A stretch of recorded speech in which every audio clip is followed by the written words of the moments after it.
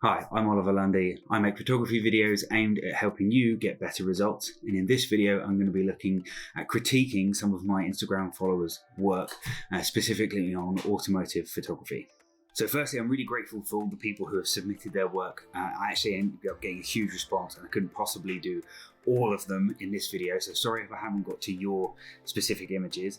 I am going to be doing more of these if people like it and get something from it. So by all means, don't worry, we'll get to you hopefully in another video. Secondly, it's quite a big thing to submit your work to be critiqued because you're essentially opening yourself up to find out sort of what's not great about your images or ways that your images could be better. And that can be quite an uncomfortable feeling for some people. So I really appreciate those who have. And also I want to make it very clear that I don't believe there's such a thing as a perfect photo out there. There's always something that could have been better on the day. You could have improved the way it was shot, the background, the lighting, the crop that you got. There's any number of things that could have been better. And therefore, it's not about getting a perfect photo, or it's not about being better than anybody else, or thinking about yourself as being a perfect photographer. I certainly don't. I make mistakes all the time. But having people critique my work has actually helped me grow probably more than any other thing, other than possibly just brute force trial and error. So learning how to critique your own work and also seeing how other people critique other work will hopefully start to introduce you to these concepts which you can build on. Now, these concepts, I like to think of them more as guides rather than rules. And the reason for that is that you can break them, and ultimately this is an art form, and if you think it looks better in a particular way, then you're right, and it's down to your own decision about whether or not you go with the kind of the guidance on these things, or whether you sort of break out and intentionally break some rules. So, but with all of that said, we're going to look at a few different photographers' photos, and I'm going to try and pull out the things that potentially could improve those images, and also try and look at the concepts so that you can start applying them to your own work. So let's get going. Okay, so first of all, we have an image from JWW_auto. He's got an awesome RS5 in yellow, and he's got absolutely slammed on bags and some really nice wheels, and loads of other custom interior bits too. Now, this photo, he's done a lot right. He's taken it from a really good angle. He's got a nice angle of the car. He's gone out at golden hour to get to a nice sky, and he's managed to kind of isolate the cars as much as possible in a car park. But I'm now going to go through some of the things that might kind of improve this image, and step by step what I might do, or the things that have come up. So the first thing is you've got this pole right next to the car. So if we could just get rid of that, it automatically takes some of the visual clutter out of the image. And this is a concept about removing distractions. So if it's not the subject of your photo, and obviously in this case we're talking about a car, then does it add to the image, or is it just putting visual clutter into your image? So take the pole out, and then I'm going to do the same thing with the background. So actually now when we do this, and what I've done is I've just gone in with Photoshop and tried to remove it as much as possible. And it kind of makes the background a little bit dirty, but this is just for the purposes of explanation. So you can see that already that looks a lot less cluttered, and your eye is already drawn more to the car than to anything else. The other thing I've done is I've gone through and I've removed all the lines of the car parking spaces, which again just removes a little bit of the visual clutter in the scene. I haven't done a perfect job on this, and again, this is just for the purposes of demonstration. You may not want to bother doing this, or it may not work for every image, but I do it quite a lot in some of my images.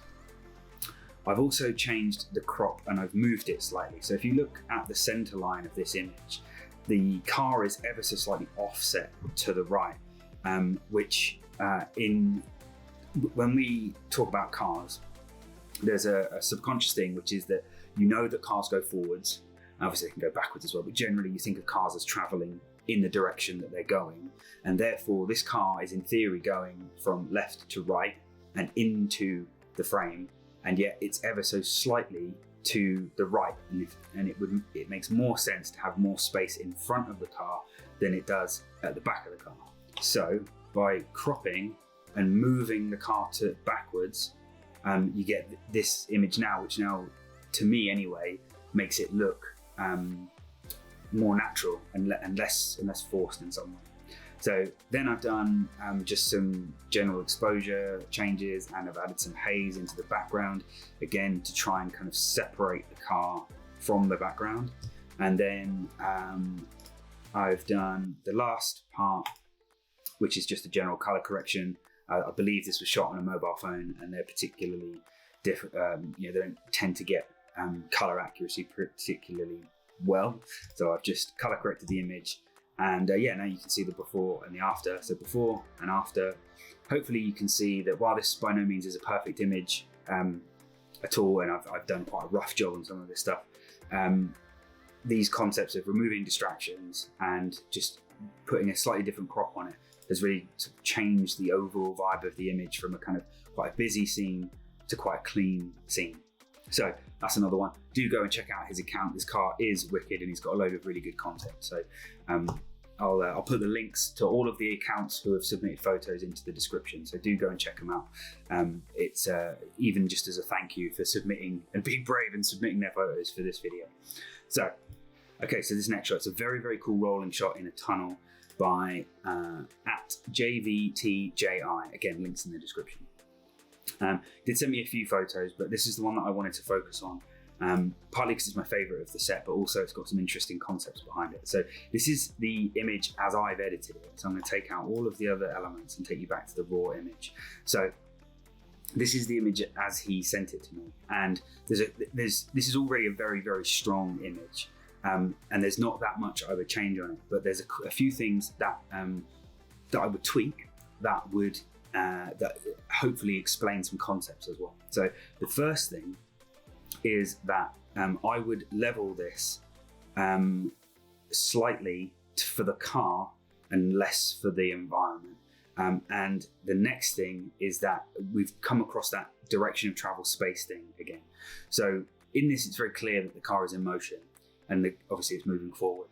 So if I turn on this layer, you can see there's actually more room at the back of the car than there is at the front of the car. And this black bar wasn't in the original image. I've just put that in because I've expanded it in a second.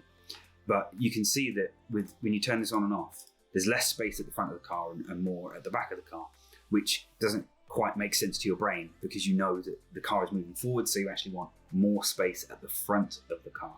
It's called direction of travel space, or breathing space.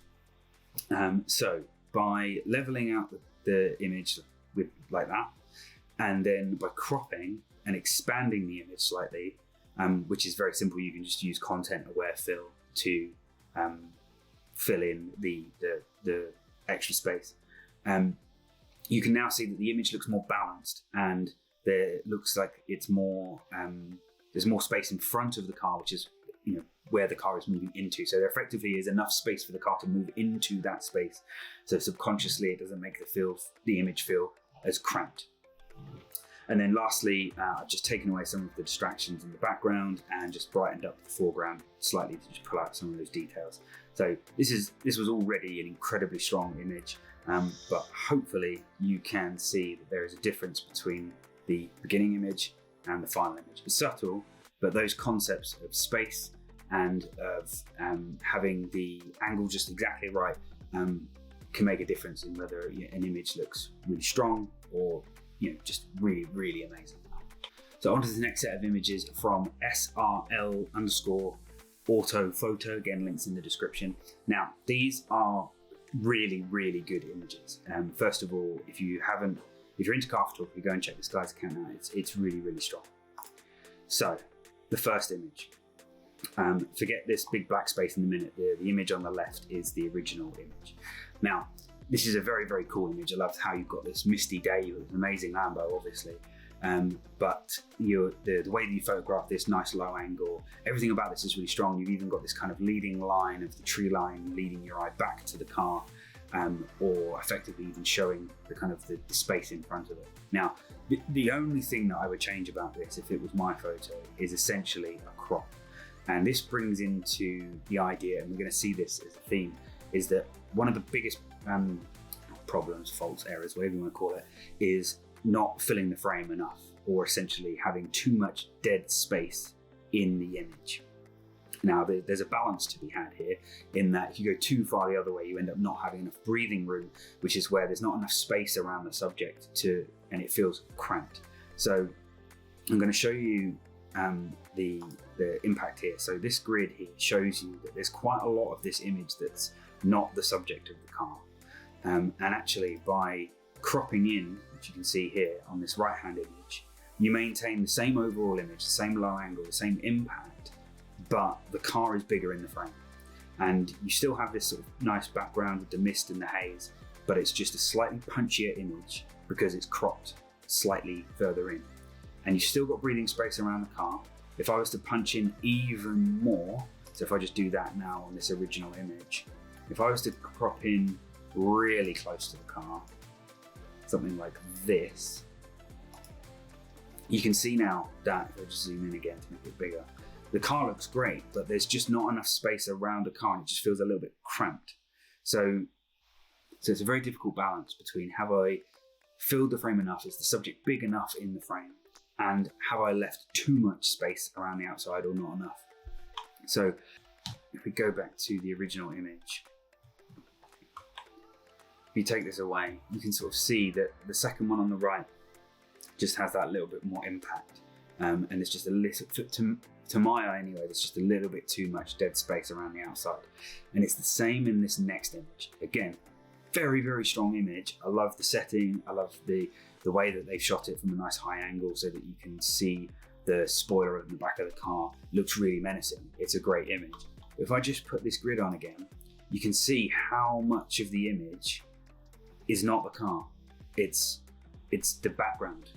And does it add to the image or does it take away from the image? So if I now overlay a crop, you can see that the car's much more prominent in this image just by cropping in. I haven't changed anything else on this photo at all other than cropped in and expanded it.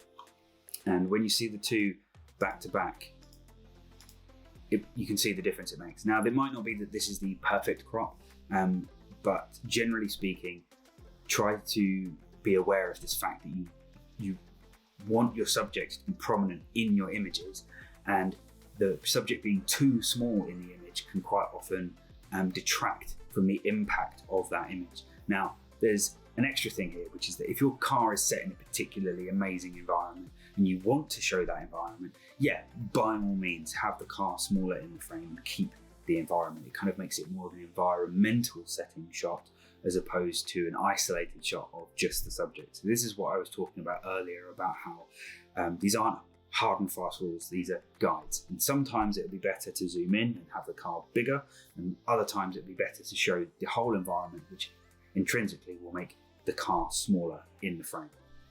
So moving on to the next one. This is an interesting one. So this is very similar to the other image, but now we've got this rear angle shot, which is very cool. You've got the front wheel turned so that you can see the front wheel a little bit more than you would if you wasn't turned. You've got that misty background, which is again very cool. But what he's done here is he's done an intentional crop where he's effectively not showing the whole car, which I do a lot in my own imagery, and it's a really powerful way of highlighting the details of a car, and it can look really cool. So in this instance, obviously you've got the nice big exhaust pipe, you've got the big spoiler and the diffuser at the back. But in this instance, I think he's put the crop ever so slightly in the wrong place. I'm going to just show you why. So if I just zoom in slightly here, so you can see the difference. All I've done is I've cropped in, I've zoomed in slightly, and I've also put where the crop happens, where the right edge of the shot is, much closer to the middle of the car rather than out towards sort of, 3/4 of the way over. With it 3/4 of the way over, it kind of looks almost like you've missed the back of the car, in that you were trying to get a whole shot of the rear but you didn't quite get it. It's kind of like in no man's land. Whereas when you intentionally go halfway into the car, it looks much more intentional, and therefore and also again filling the frame a little bit more impactful. Then all I've done, or in the other option here, was rather than going with a vertical crop, you could have gone with a horizontal crop with the same concept. So rather than this, you could have just gone horizontal, cutting the car on the edge in the middle again, and also keeping that sort of misty background if that's what you wanted. And then if you did want that one, I would also just clean up a few little details, which is the reverse sensor and the little pole in the background here, which you can see here. Again, just trying to remove distractions and keep the focus on the car and the environment. Then finally, this image. Now, this is a really, really cool image. I really like it. The setting's amazing, the car looks amazing, the lighting's really good. There's a lot to love about this image. If anything, I want to know exactly where it was shot so I can go there and shoot there myself. But again, we've got this problem of the car being completely central in the frame, which generally speaking doesn't look that appealing. And also it's quite small in this scene. Now, it's quite a nice scene, so I can make an argument for just leaving it.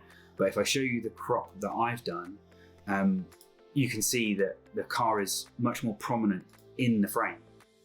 And you can argue that both are fine, but just wanted to show the impact of effectively zooming in a bit, or getting closer, making your subject bigger. And then the only other thing that I would look at with this image, and again I'm nitpicking here, this is only for the purposes of kind of education rather than because there's anything wrong with it. You can see here that on this side of the car, if I zoom in here, you can see that we've got the reflection of what's to the right of this car reflecting on the bodywork of the car. Now, if you'd used a circular polarizer, a CPL, as they're quite often referred to as, you probably could have removed that reflection and had a nice clean body line.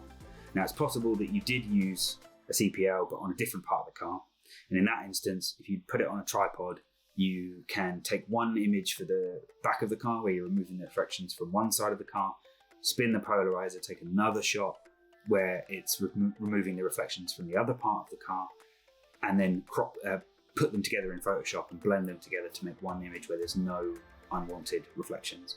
Now, in this instance, it's not the end of the world, but it's just a little bit of a distraction, and a slightly cleaner body panel there would potentially increase the impact of this shot.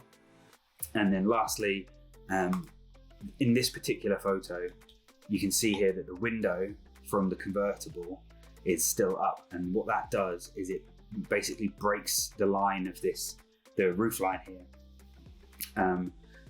And it was ever so slightly distracting to me when I first saw the image. If I take this circle away, I sort of noticed what it was, and without zooming in, it kind of looks like a water spot or a dust spot on the lens.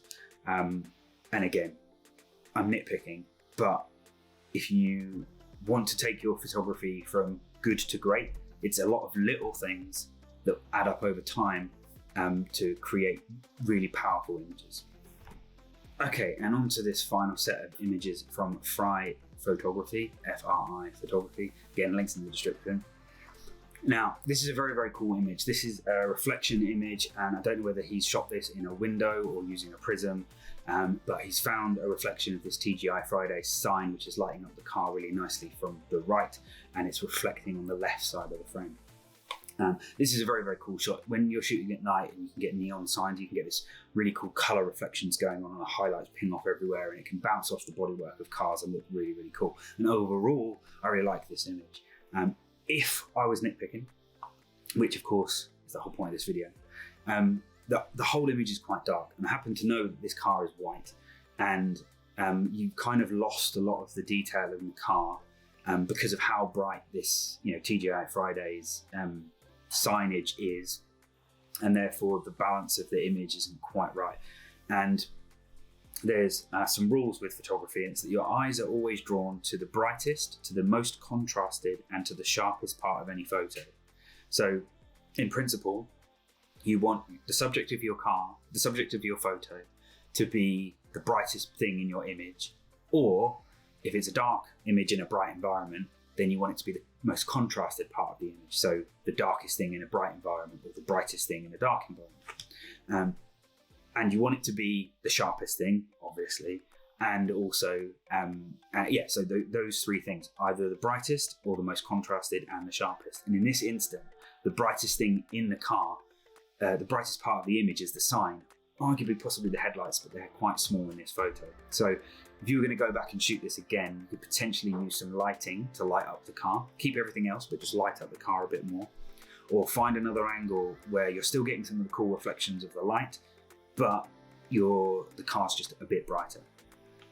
And then finally, we've got this really cool shot, which I think is taken pretty much in the same environment. So he's using this really cool neon sign, and you get this pink flash down the side of the car, which is very Tokyo, which is very appropriate for this kind of car. And I really like it. I like the style, I like the balance of the pink and the blue. I think the wheels look really good. I really like it. This is an example of how there's a lack of breathing space. So like the other image that we looked at, where there was way too much dead space. So the car is very small in the frame and there's lots of effectively empty space that's not useful, that's not impactful to the image, doesn't add anything to the image. So in this one, we've got the opposite problem. This is where you're essentially cropping into the car again, which in general is fine, except that in this image, I would just love for it to be a whole car image and to actually have a little bit more space around the edges of the car. Either that or cropping in slightly more and having a slightly less angle of the car so that the car's more straighter, and therefore you'd have a little bit more space around the sides of the car. But other than that, I mean, this image is incredibly strong. But this breathing space issue is like I said before, it's the balance of not zooming in enough versus zooming in too much, and the image feeling cramped and claustrophobic. So, massive thanks to everyone who submitted their images. Hopefully by going through this, it's picking up a few little things that might help you with your own photography. So if you got something from this video, it'd be really helpful to me if you could drop me a like and drop me a comment. If you've got any questions, do drop me a comment, because I will try and respond to everybody. And if you want to see more of these types of videos, then let me know, and also subscribe and hit that bell so you don't miss any videos in the future. Thanks, and I'll see you in the next one.